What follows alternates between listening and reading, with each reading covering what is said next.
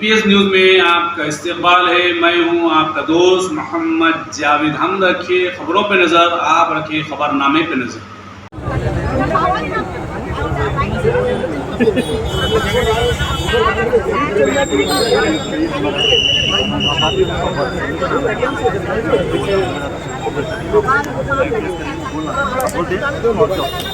దానికి హజ్జో వాళ్ళకి చెప్పాలి బాధ ఎందుకు మనం ఫేస్ చేస్తున్నామని గుంపుగా సార్ ఎవరు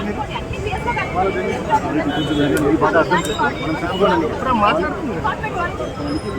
అర్థం చేసుకుంటున్నారు